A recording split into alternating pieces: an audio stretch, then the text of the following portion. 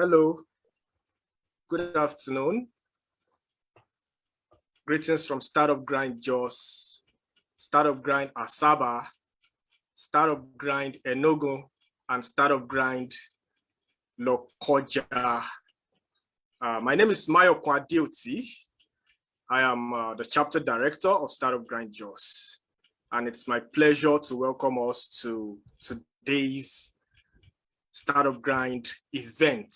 This is what we do like every month. We bring outstanding founders and entrepreneurs to come and share their story and also to share their knowledge with us. And today we're having a very interesting personality who is going to be sharing with us on a very, very important subject. This is a collaborative event between a couple of chapters: Startup Grind Jos, Startup Grind Asaba, Startup Grind Enugu, and Startup Grind Lokoja. And we are here from all over these cities today. And it is our pleasure to welcome the director from Startup Grind Asaba to today's edition. But before he comes on board, I want to recognize the presence of the director, Startup Grind Enugu, in the person of Udoka Riches Otubelu, and the co-director for Startup Grind Enugu in the person of Chisom Ubi. They are both on the call with us today, and probably we'll be hearing from them later on in the course of this meeting. But for now, we will jump right into today's presentation. And that is going to be coming from our special guest in the person of Daniel Ude. And so before I bring Daniel up on stage, I would like to quickly read his bio so that we'll know the caliber of great entrepreneur, founder, and speaker that would be speaking with us today. Daniel Ude is the president of Atriom Technologies Limited, an innovative company providing solutions to accelerate startup growth for early stage startup founders, develop and digitize startup ecosystems in emerging economies. He is the director of Startup Grind Asaba. In that capacity, organizes technology and entrepreneurship events, fireside chats, panel discussions, hackathons, workshops, and bootcamps. He also assists with data collection and reporting. He also assists with data collection and the reporting components of the work at the Center for Communicable Disease Control and Research, CCDCR, Federal Medical Center, Asaba. His passion for humanity has led him to volunteer in various organizations that reaches out to vulnerable women and children in Africa. Ladies and gentlemen, join me welcome up on stage today, the president of Atriom Technologies Limited and also the director, Startup Grind Asaba, Daniel Ude, as he speaks to us on the topic, entrepreneurship and nation building. A round of applause for him, please. Welcome, welcome, welcome. Thank you. And it's good to be here. Udoka, thank you. Chisom, thanks for being here. Wow, Mario, thank you so much. All right, so you permit me to go off camera so that I would not have issues, all right? And I'll be sharing my screen too. Thank you so much for the wonderful that's okay. introduction.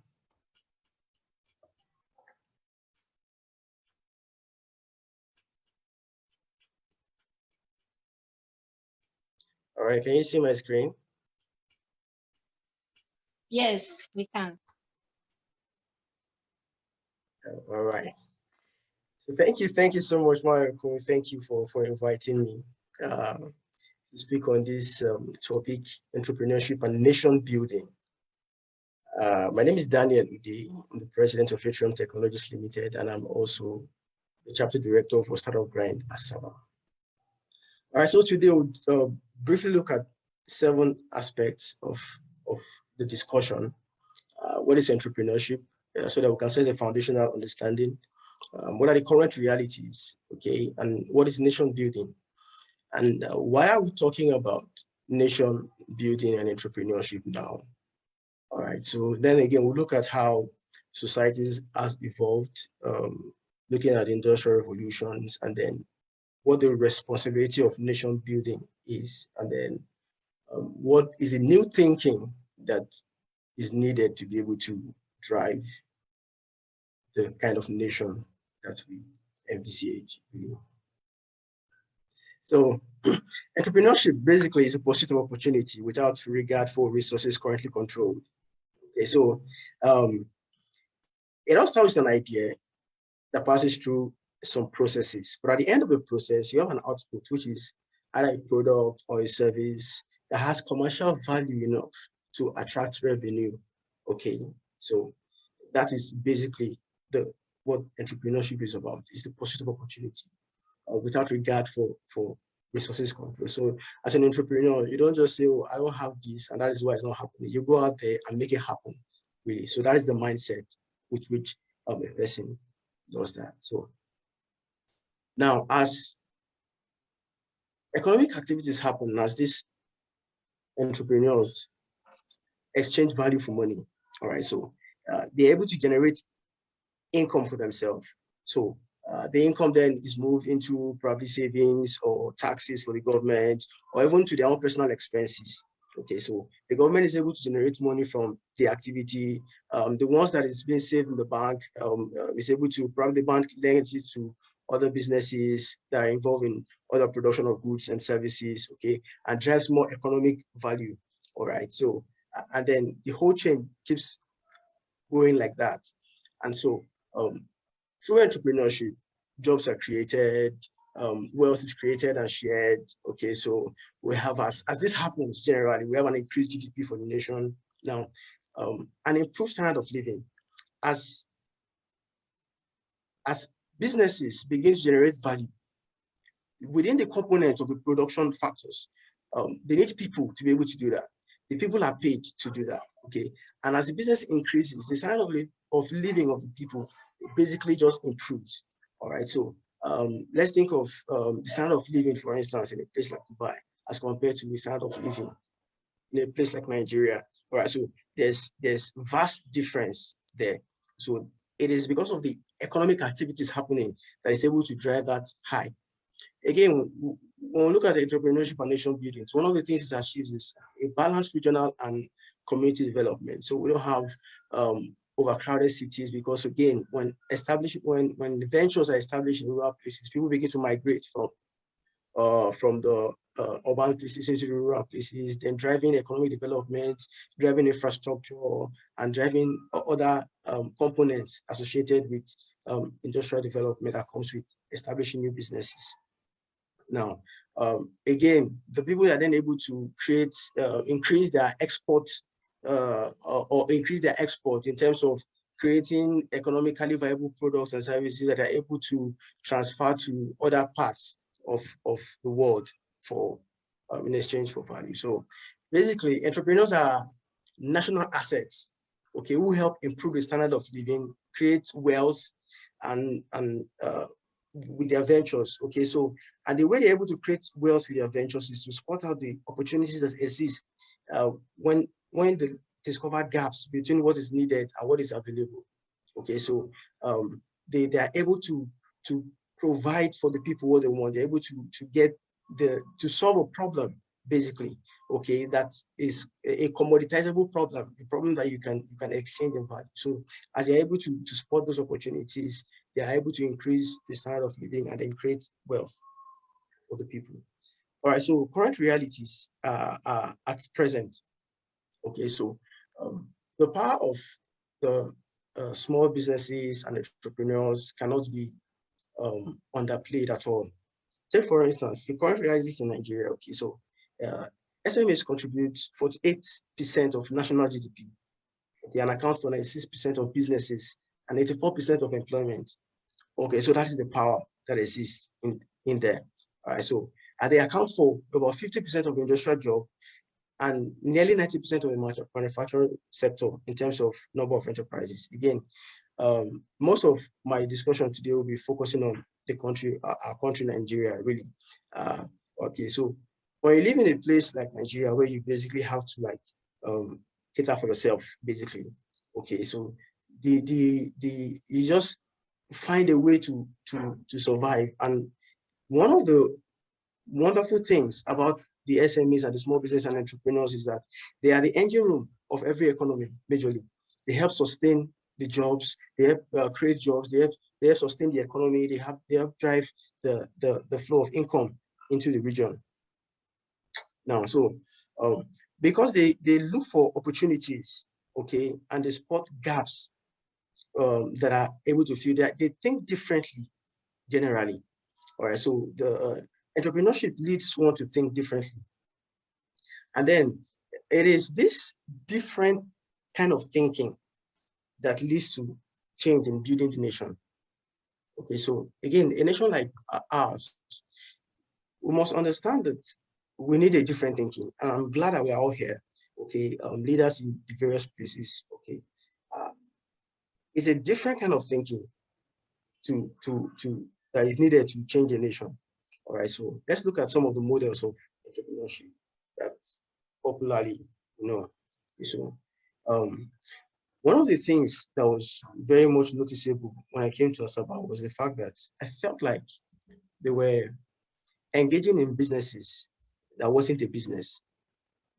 Okay, in the sense that they were so passionate about this MMM model kind of business.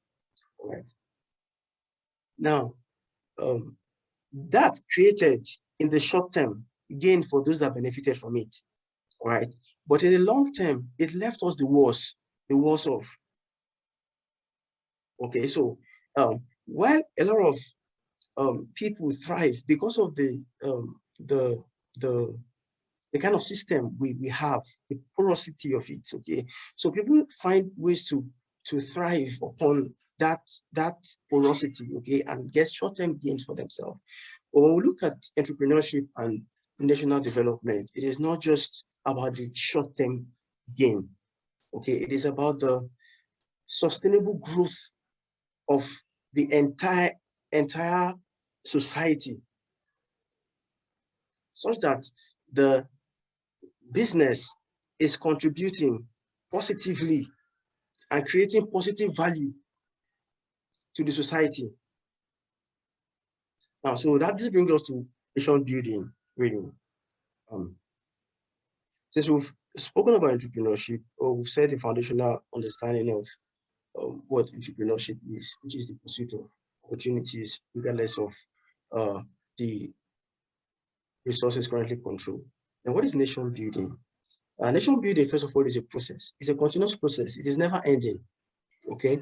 It is a process whereby a society of diverse people, and really they are diverse, but it's not a nation until they have come together within a boundary of a sovereign state to work together towards eradicating the divisions and injustice of the past, to foster unity and promote a countrywide conscious sense of belonging, okay? Now, because we are diverse, all of us, we're from diverse places, coming together to form a nation. It means that naturally there'll be some clashes because of our cultures, clashes because of various factors, really. But we must learn to actually work towards eradicating this, and then every other injustice of the past, with a vision to foster unity.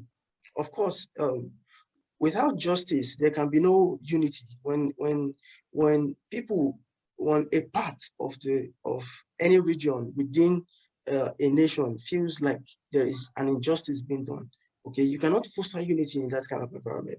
The first thing you have to do is to first address the eradication of that injustice first, okay, and then to promote a countrywide conscious sense of belonging. As Nigerians, not many of us, okay, very little of us, in light of recent happening, okay, feel a sense of belonging in the country. All right, so once you don't feel a sense of belonging anywhere, even if it's a family, a congregation, once you don't feel a sense of belonging, first of all, you find it difficult to even contribute. Okay, so your creativity is dead, okay, because you don't have a sense of belonging. So I also think this is one of the things that we need to really begin to spark within us, a sense of belonging. Okay, having that feeling that this is your country and this is my country and this is our country. Okay, and then we'll make a commitment to the country such that it's reflected even in our business practices, in the kind of ideas we pursue, and various other activities we engage in. So that is what the nation building process is about. Okay, a diverse society of people coming together within the boundary of a sovereign state to work towards eradicating the divisions. And the divisions happen because primarily we're coming from different places. We have different ideas, we have different concepts, different ideologies. Okay, but we must work together to eradicate it and the injustice and foster unity. Only when this happens can we foster unity primarily. Now, for any society, there are basically 7 pillars. All right, so of society, of every nation. You have the government, you have the media, you have education, you have economy, you have religion, you have family, you have arts and celebration. These are the pillars, and we're just focusing on one of them today, which is economy. One thing you would understand is that within this whole process, the people are both the producer and the consumer of the activities. All right, so there are people in government, okay? There are people in the media, there are people in education, there are people in economy, there are people in religion, okay? All right, so the people in government, all right, may look at the people that are not in government and call them citizens, okay? All right, and call them probably non-elite, okay? But they're all citizens, they're all people. All right, so if anything wrong happens in government, the people themselves bear the consequence of that. So when you look at the cause and the consequence, the cause originates from people and the consequence is suffered by people. So in all of these places, so, and I think that, again, that is one of the reasons why we're also having this conversation today, because entrepreneurs too are people. And in each of all of these pillars of the society, you'll find people that are pursuing opportunities, okay, that are not regarding the resources that they have at hand, either it's in government or media or education or economy. So the whole pillar is intertwined, all right, because again, all of these pillars also contribute to the economy. But we're just going to draw from a perspective of the economy in this conversation. All right, so why now? Why are we talking about this now? Nigeria's debt to China, France, and Japan rose as at June 30th of this year to about $4.26 billion. Okay. Now, all of these bilateral loans account for 13.89% of the country's total external debt of $27.67 billion. This was at the first quarter of 2020. All right, so why should this concern you? You are a Nigerian, you are a citizen here. So the debt belongs to you, you owe it too. It's a public debt. Okay, so, and we cannot just begin to speak about the things that happen with China and Zimbabwe, or China and Uganda, okay, based on issues revolving around things like this.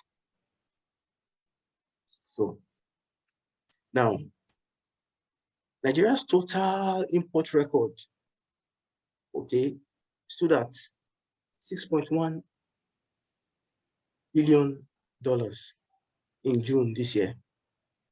and it increased compared to May, which was about $4.6 billion. This should be of concern, because what this tells us basically is that we are consuming, and the things we are consuming are not things we produce. Okay, so we are having our money out of our pockets to foreign lands to purchase the things produced there, when there could be local alternatives, okay, that we could even promote internationally, given even the Africa Free Trade Continental Free Trade Agreement, okay, and things like that have been moves to ensure that there is a prosperous Africa. Okay, so, but the consumerism keeps rising, and all of these are products majorly from China. Okay, we can attest to the fact that some of these, of course, there are people behind it. Like I said again, all of the pillars of nation building revolve around people. Okay, of course, it's a businessman that imports these things. Okay, so look at this. Take a look at this. All right, this is coming from the Director General of NAFDAC. All right, so she said the products being destroyed are made up of tramadol, codeine, illegally imported unwholesome sugar, and counterfeit medicine. The street value alone is 3.5 billion. All right, this is business money. All right, but it is not business money with the right paradigm that moves society forward. It is not business money with the right paradigm that ensures that we have a sustainable nation. Okay, so when you import unwholesome sugar, who consumes it? The people. Who imports it? A person. All right, so you see, the producer and the consumer are all people.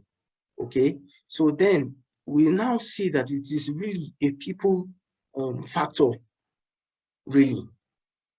Okay, so this is just one of the reasons why we need to begin to look at this now and begin to individually, as entrepreneurs, take responsibility. Okay, all right, so we'll just look at how society has evolved over time. All right, so the first industrial revolution was basically about mechanized production. Okay, in the sense that we're now able to move from whole and cutlass kind of farming to a more mechanized kind of farming. Okay, so that gave rise to a different kind of growth for the nation. Okay, because now we have machines. Now we have to build machines. We have to employ people to build machines. Our universities have to train engineers that can design machines. Okay, all right. So then we move into the eras of mass production based on the knowledge of we already have machines. We design machines. Okay, so we can then design equipment to mass produce. Okay, so we begin to the second phase of mass production. All right, so we can now mass produce. We can the third phase of process automation using technology and ICT to automate processes. All right, so each of these evolution in society have created opportunities for entrepreneurs to drive nations forward, create more value for that.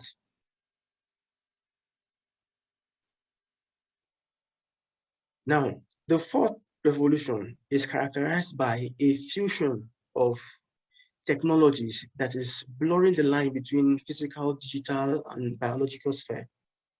Totally.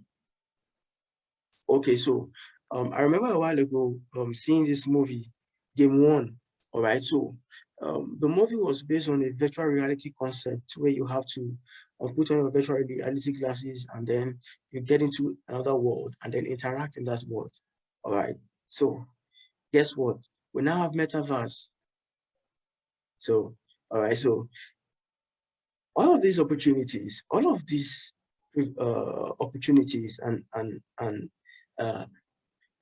technologies that is available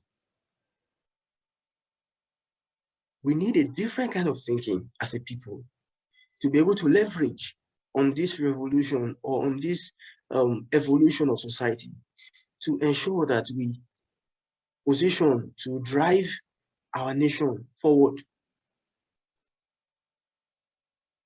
The world is not waiting for us.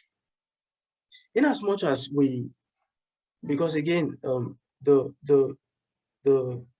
vast majority of Nigerian businesses that are import-based are quite happy that, oh, we're importers, our business is doing good and doing that, all right.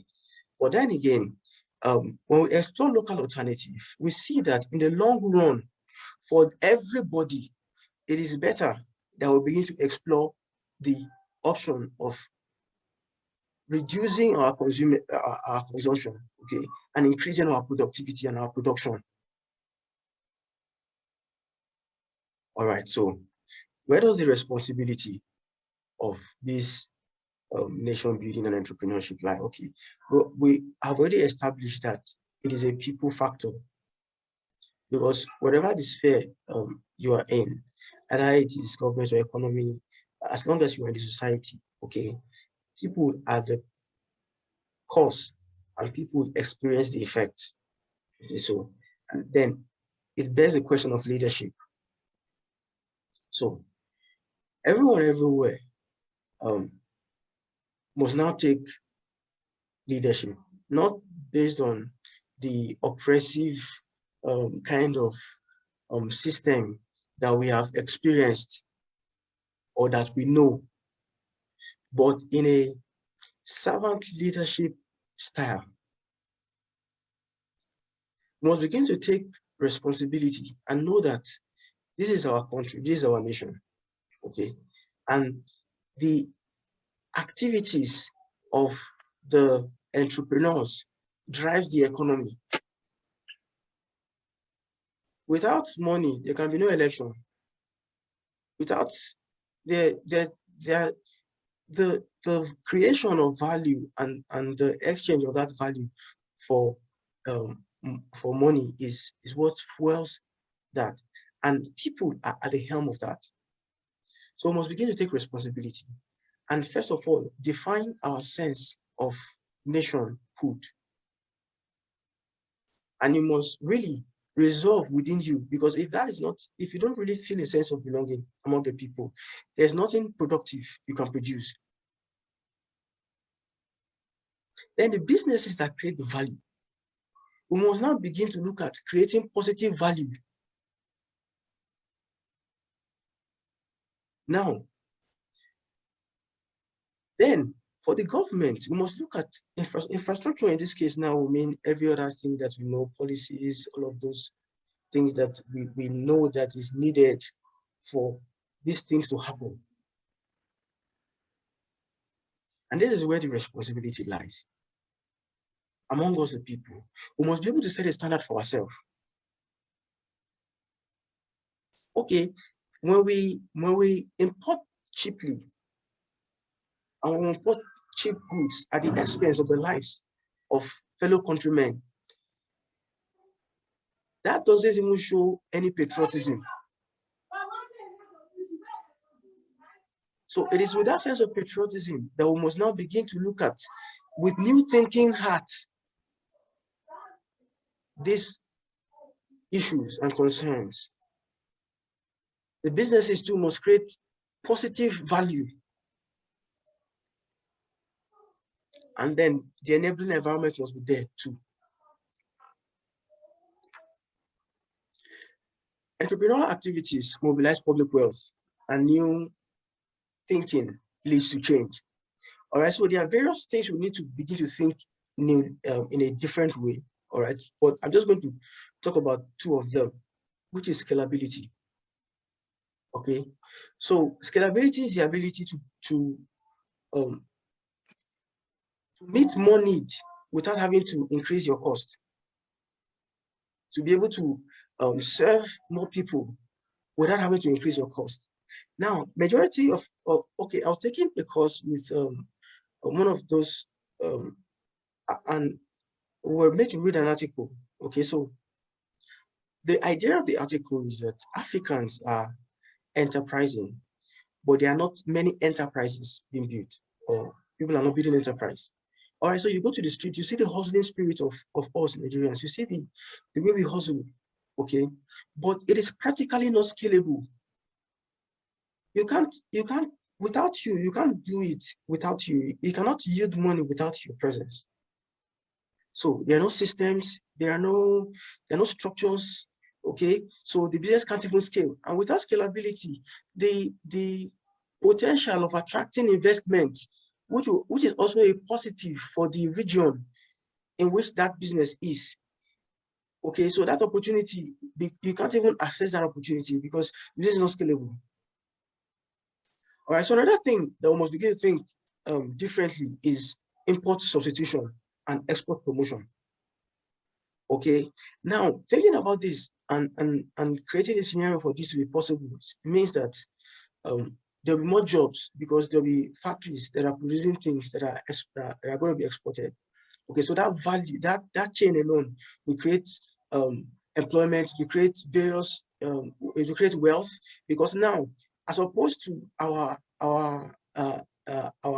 money going out, okay, we're able to attract income into the country based on the exchange of our locally produced and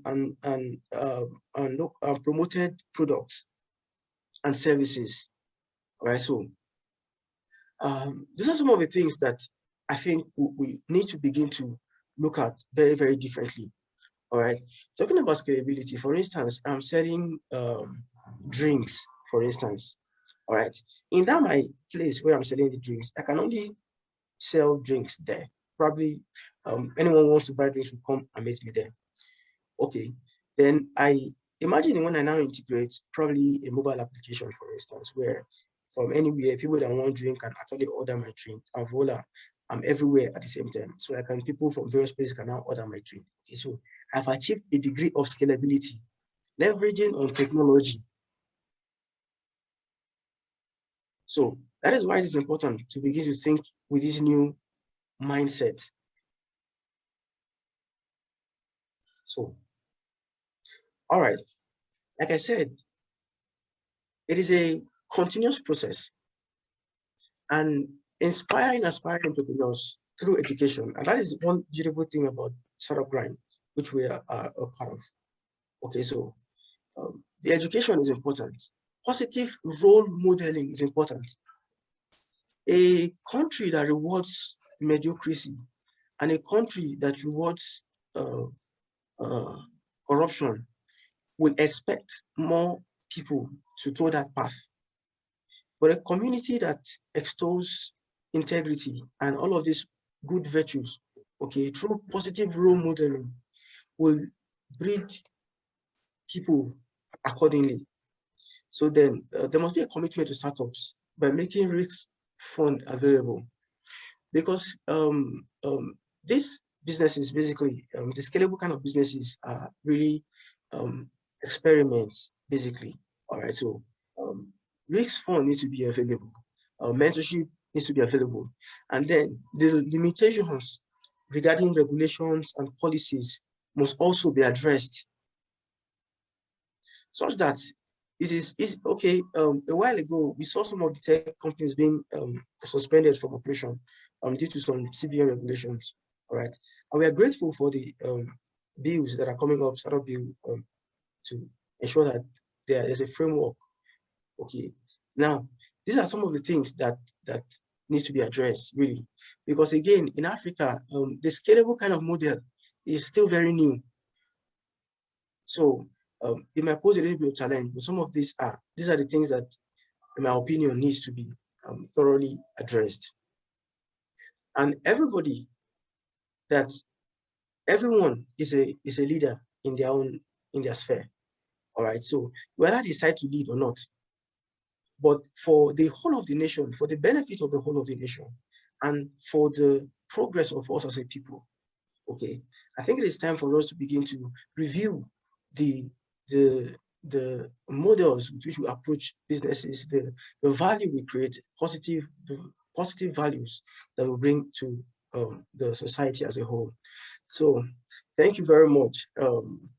This is where I end my presentation today. Thank you, Mayoko. Thank you so much. So if there are questions, contributions, I'll stop sharing my screen now and then listen to you.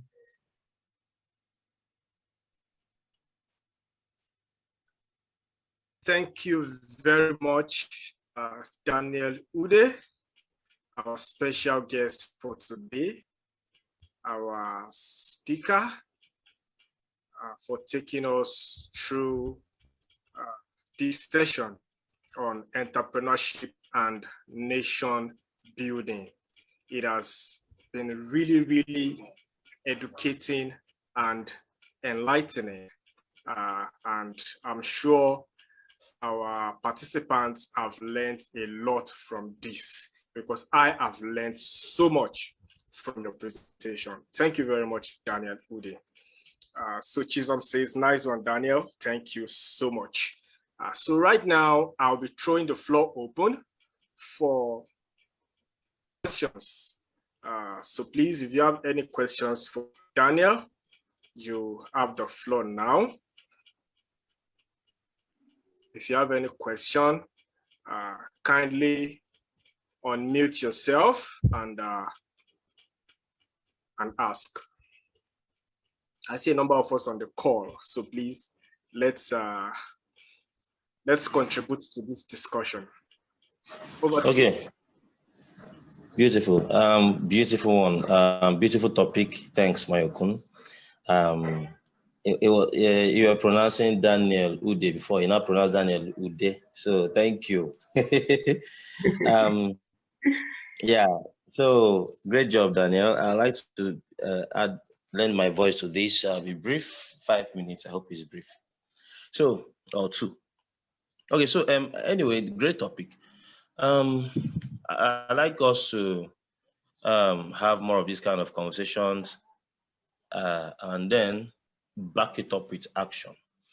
So then I'd like to mention a couple of things. First of all, we can never, should never expect to have the government choose to do what the government should do. We should try our best to form solutions for our problems and add to that to the equation of that solution the constant of bad governance. That would be a continuum, a continued assumption that government will not play its role. So what do? That once we begin to find solutions that adds that government, the assumption that government will just remain bad is an assumption. I'm not saying they will remain bad. Then we'll solve it. So we can actually, someone will say, so who plays the role of the government? Well, that's my point. We find solutions that works even when the government is still bad. That's 1. 2, I love these kind of conversations. I also love when we try to back it up with solution, like with action, because we are intelligent, So when we talk about it, it's beautiful. Then when we put actions, because nobody else is going to put action forward. Put actions forward, we solve it. I had this conversation with someone. I told the person that I would love to be having monthly fireside chat next year that would give birth to something every single time. So we actually booked up some meetings. Even my uncle is supposed to come to the East, but he's for the second time. He's a very, very great guy. Always responsive, always available. I know Daniel Ude is also supposed to come too. We're supposed to have this meeting with the CBN, NESAL, and so on, to put action behind this kind of beautiful conversations. Because the last time we went to BOI, CBN, and so on, they complained that Southeast programs, once they give money out, people don't pay back. So that becomes a problem for them to keep giving funds as debt financing to SMEs, which you just can't stop giving debt financing to SMEs. The question is, how do you solve the problem of non-repayments, period? So we started working on that idea while we're also working on on extending finance to scalable startups, which I love the way you had to differentiate the economies, we have label startups. And like you said, we need to sensitize people. That's why we have this kind of conversation. Sensitize people of the difference for them to know how to get help. We were talking about giving equity investment through Startup Kai. Mr. Mayokun is very well aware of this, our Startup Kai. Somebody on the group we created mentioned that, oh, he has ice block fridges to create ice block. All he needs is money so that he will just start running his ice block factory. He just didn't know what someone was saying and was not ready to get trained. So that's where this kind of talks come in, this conversation, that's when training come in and so on. So I have a whole lot to say, but I'll keep it short here. To emphasize my point, one is government solutions have to assume government to be bad too. This conversation should continue and much more be backed by actions. Who carry the actions? We find a way to do it. And such that solves the problem. I saw one app, Water on Wheels. Enugu State Transico doesn't have water. So someone created an app that help people to reach out to the tankers.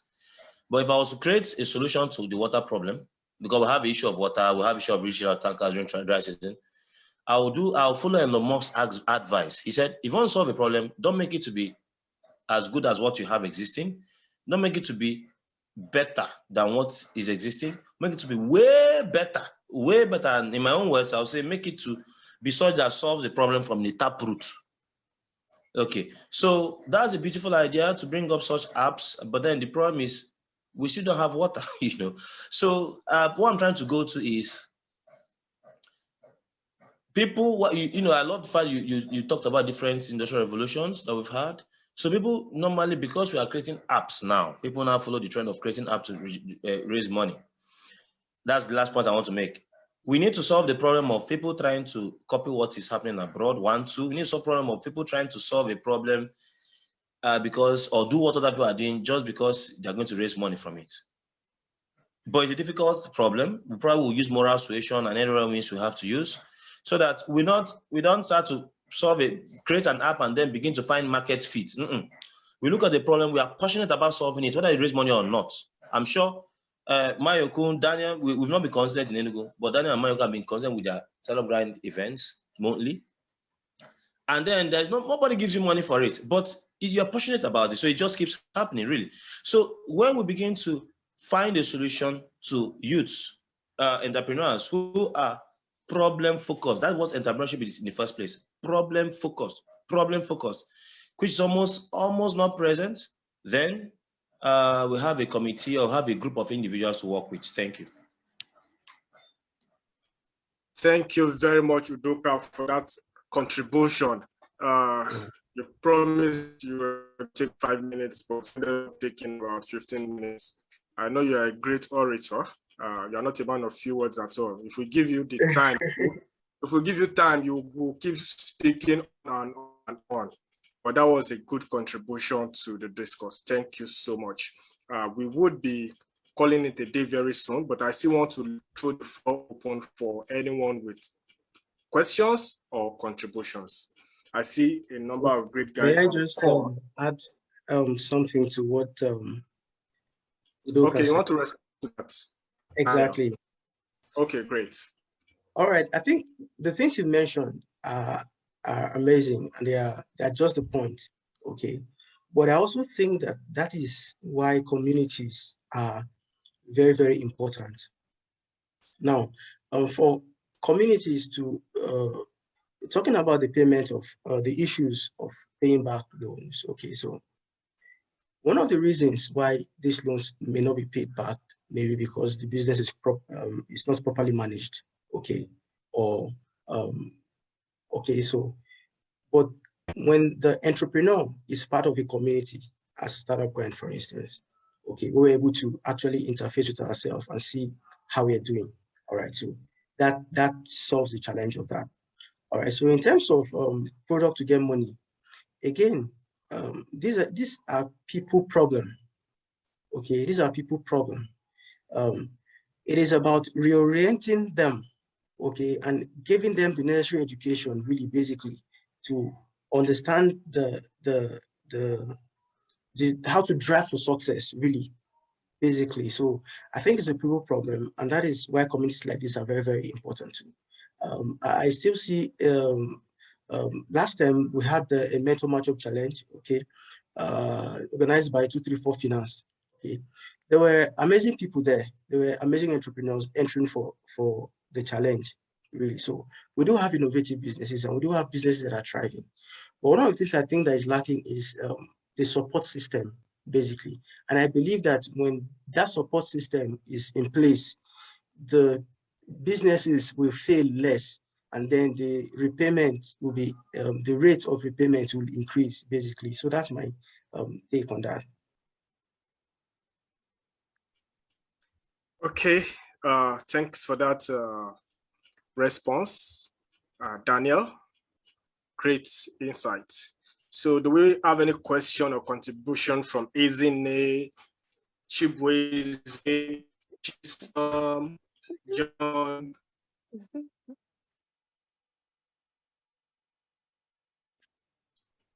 Mohammed, Phillips, quite a lot of people on the call. Feel free to ask your questions around the topic or just share your own thoughts. Anyone? Our speaker today actually has done a lot of justice to the topic. A lot of questions that came up in my mind in the course of the presentation was tackled during the presentation. Like it was just like Ezine is just saying, it was a wonderful presentation. Like it's very, very all-encompassing. It outlined the problems and also gave the solutions to what we are facing in this part of the world and how we can actually use entrepreneurship to solve our national problems. And just like the director of Startup Grind, Enugu, has also contributed, it's not about just talking. We have to really, really take action. And that is why we here in Startup Grind, we always come together every month, several cities of the world, to stir up this kind of conversations and encourage people to take action. And gradually we are building ecosystems that would contribute to national development. So at this point, we are going to be drawing the curtain. I want to say a big thank you to everyone for joining today's call. I can see John is now raising up his hand. Haha, John, you have a question or you want to make a contribution? You have the floor before we call it a day. Thank you very much, Malcolm. It's actually not a question. It's actually not a question, but just a concern. I'm so grateful for today. You know, it's been physical, actually, but I've not been on ground. Severally, there has been a call for such a program, but then I've not been on ground. I'm so grateful for this opportunity. I really appreciate it. If it could be like this, I'll be part of it, of course. Thank you very much. You and I have actually shared some discussions and like that. I'm grateful. Thank you very much. Thank you for the keynote speaker. I'm so grateful for that too. All right. Thank you so much, John, for that.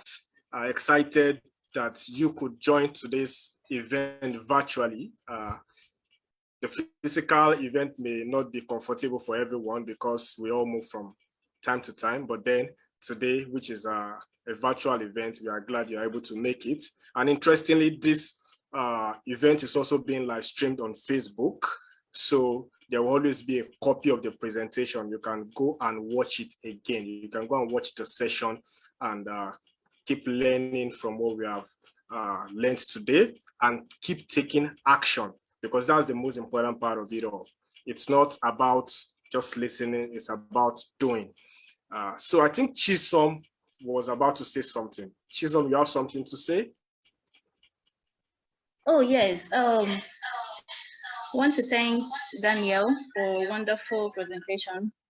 Really, we need to, as a community, we need to go ahead and inform our people, especially small business, small and medium enterprises owners, on how to make their business to be worthwhile, unquote, how to make their business, even if it's not scalable, at least they should have a goal or vision of making it to be high growth ventures.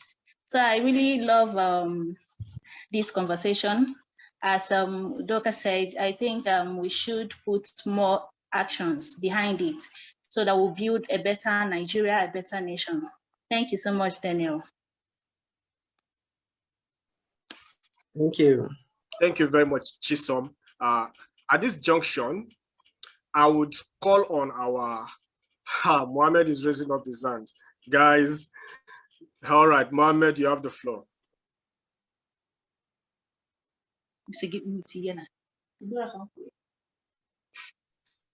Mohammed, you have the floor now. Good evening, everyone. I want to thank our presenter in person of Daniel Ude from Asaba, Nigeria, together with the director, Startup Grind, and everyone that contributed in the program. So it is a wonderful program. Although I was late, I joined the program lately, but I will watch the video of it on Facebook. I've seen the post now. I'll go and watch it on Facebook. This is a wonderful event, and we are hoping for this type of programs more and more. Every time you hosted this type of programs, we are going to be available to join it. Thank you, everyone.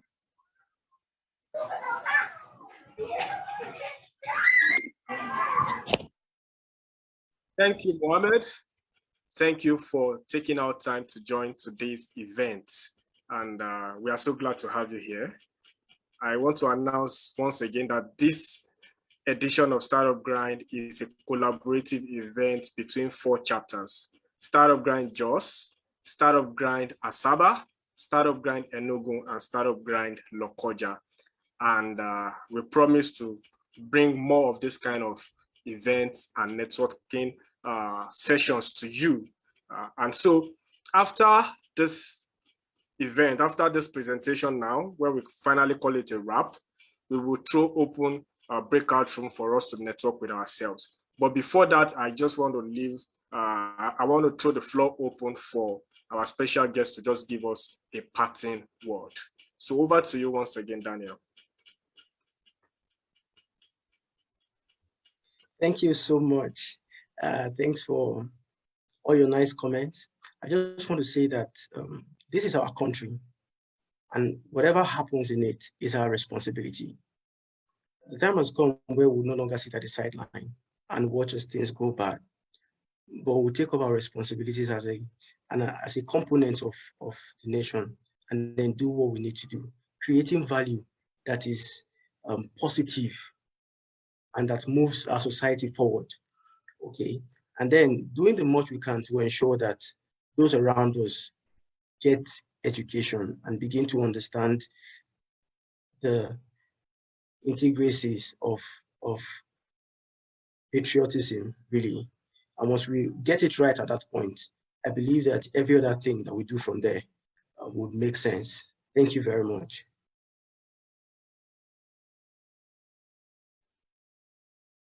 Thank you very much, Daniel Ude, for those parting shots. Thank you for today. Daniel Ude, President, Atriom Technologies, and Director, Startup Grind Asaba. Thank you for your time. And a big thank you to all our directors for making our time to organize this. Udoka Richie Otubelu from Startup Grind Enugu, Chisom Obi, Startup Grind Enugu, and Blessing Oloyo, Startup Grind Lokoja, and of course, Daniel Ude, Startup Grind Asaba. It is at this point that we call it a wrap. My name is Mayokwa Dioti, Director, Startup Grind Jos. Once again, thank you, all our attendees for today. Thank you. Please hold on, because we would be proceeding to a networking session now, brief networking session, because it's very important that we get to know ourselves.